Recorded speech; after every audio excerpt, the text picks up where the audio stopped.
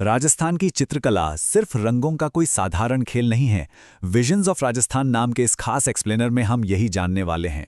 ये कला असल में एक जीता जागता इतिहास है, एक बेहद समृद्ध संस्कृति है और एक ऐसी जीवंत धरोहर है जिसने सदियों बाद भी अपनी चमक को फीका नहीं पड़ने दिया है। तो चलिए बिना कोई देर किए इस शानदार कला की गहराई में गोता लगाते हैं। आज के इस सफर में हम कुछ बेहद खास पहलुओं पर बात करेंगे। राजस्थानी कला की जड़ें कहां से जुड़ी हैं, इसमें इस्तेमाल होने वाले पूरी तरह से प्राकृतिक रंग, इसकी 7 अलग-अलग शानदार शैलियां, कलाकारों की वो हैरान कर देने वाली तकनीकें और अंत में इसका ऐतिहासिक महत्व। तो चलिए शुरुआत करते हैं पहले हिस्से से, कला की जड़ें और 16वीं शताब्दी में इसका उदय। ध्यान देने वाली बात यह है कि यह कोई रातों रात हुआ चमत्कार नहीं था, बल्कि अपनी संस्कृति को सहेजने का एक बहुत ही सोच समझकर उठाया गया कदम था। जरा सोचिए, 16वीं सदी से पहले ये कला हमारी प्राचीन भारतीय परंपराओं और लोक संस्कृति में ही रची बसी थी। लेकिन असली गेम चेंजर साबित हुई 16वीं सदी। राजपूत राजाओं का कला के प्रति जो अगाध प्रेम था, उसने इसे एक नई उड़ान दी। और दिलचस्प बात यह है कि जब मुगल साम्राज्य का प्रभाव बढ़ रहा था, तब हमारे राजस्थानी कलाकारों ने अपनी परंपराओं और उभरती मुगल बारीकियों को मिलाकर एक बिल्कुल नई और स्वतंत्र सौंदर्य शैली को जन्म दे दिया। अब आते हैं दूसरे अहम हिस्से पर, प्राकृतिक रंग, यानी सीधे प्रकृति के खजाने से निकली चीजें। आज के सिंथेटिक पेंट्स के बनने से सदियों पहले इन कमाल के कलाकारों ने उसी मिट्टी का इस्तेमाल किया जिस पर वो चलते थे। कला और पर्यावरण का ये रिश्ता वाकई हैरान कर देने वाला है। आजकल इको फ्रेंडली होना एक ट्रेंड बन गया है ना? लेकिन ये कलाकार तो सदियों पहले से ही इस कंसेप्ट के मास्टर थे। लाल रंग चाहिए तो आम सा दिखने वाला गेरू काम आता। गहरे नीले रंग के लिए बेशकीमती लैपिस लाजुली पत्थर को पीसा जाता, और तो और पीले रंग के लिए रोजमर्रा की हल्दी और काले के लिए कोयले का इस्तेमाल होता था। मतलब पूरी की पूरी प्रकृति ही इनका कैनवस और रंगों का डिब्बा थी। हमारा तीसरा पड़ाव है प्रमुख शैलियां और 7 क्षेत्रीय हस्ताक्षर।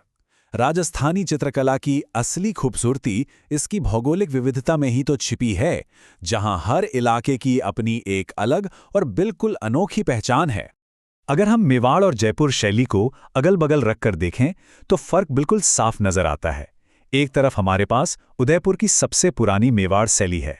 इसमें आपको बहुत ही साफ, सरल आकृतियां और चमकीले रंग मिलेंगे, जो मुख्य रूप से भगवान कृष्ण, रामायण और महाभारत से जुड़ी धार्मिक भक्ति पर फोकस करते हैं। वहीं दूसरी तरफ जयपुर शैली है, जो मुगल प्रभाव में विकसित हुई। इसमें शाही दरबार की शानो शौकत, भव्य कपड़े और बेहद बारीक सजावट देखने को मिलती है। एक ही कला, लेकिन अंदाज बिल्कुल अलग।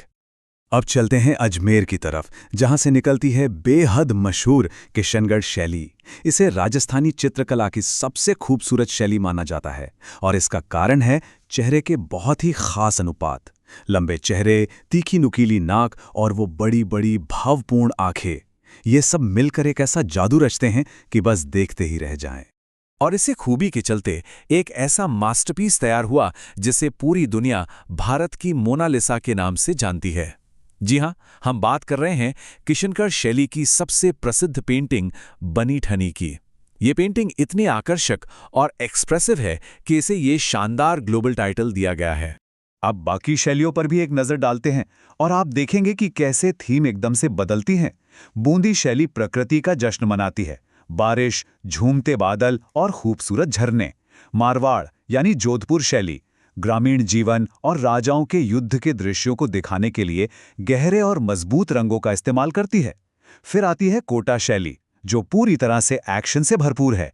इसमें शेरों और चीतों के शिकार के डायनामिक दृश्य देखने को मिलते हैं। और अंत में बीकानेर शैली, जो मुगल और राजस्थानी कला का एक बेहतरीन ब्लेंड है और अपनी सूक्ष्म चित्रकारी यानी माइक्रो पेंटिंग के लिए जानी जाती है। तो चलिए अब चौथे हिस्से की ओर बढ़ते हैं, महारत और तकनीक। विषयों से हटकर अगर बात करें तो इन कृतियों को बनाने के लिए जिस तरह की शारीरिक सटीकता और धैर्य की जरूरत होती थी, वो सच में दिमाग चकरा देने वाली बात है। इन कलाकारों के समर्पण को बस इन 4 कदमों से समझिए। सबसे पहले कैनवस तैयार करना, चाहे वो ताड़पत्र हो, कागज हो या महल की बड़ी बड़ी दीवारें। फिर आता है सबसे मुश्किल काम, गिलहरी के बालों की एक एक लट का इस्तेमाल करके ऐसे बारीक ब्रश बनाना जिनकी आप आज कल्पना भी नहीं कर सकते। उसके बाद धरती से निकाले गए प्राकृतिक रंगों को लगाना और अक्सर असली सोने और चांदी से उस कला को निखारना। और इस सब के लिए कितना समय लगता था?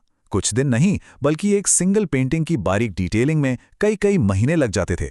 सच में ये सिर्फ चित्रकारी नहीं, एक तरह की तपस्या थी। अब हम इस एक्सप्लेनर के आखिरी खंड पर पहुंच गए हैं, ऐतिहासिक महत्व। ये कला सिर्फ कुछ रंगों के बारे में नहीं है।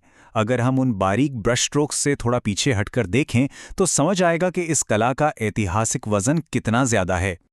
ये पेंटिंग सिर्फ घर सजाने की चीजें बिल्कुल नहीं है। ये असल में एकदम शुद्ध टाइम कैप्सूल्स हैं।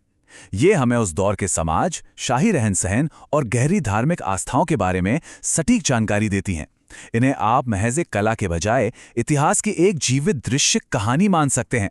और यही वजह है कि आज भी दुनिया भर में इस कला का इतना सम्मान किया जाता है और इसकी सांस्कृतिक प्रासंगिकता बनी हुई है। इस एक्सप्लेनर के अंत में इस शानदार धरोहर की बेमिसाल विविधता को देखकर एक बड़ा सवाल जहन में आता है। इन 7 बेहतरीन क्षेत्रीय शैलियों में से सबसे ज्यादा बांध कर रखने वाली कहानी कौन सी शैली बयां करती है? क्या वो बूंदी की बारिश का उल्लास है या फिर किशनगढ़ की बनी ठन्नी का वो रहस्य? ये एक ऐसा सवाल है जिस पर हर कला प्रेमी को जरूर विचार करना चाहिए।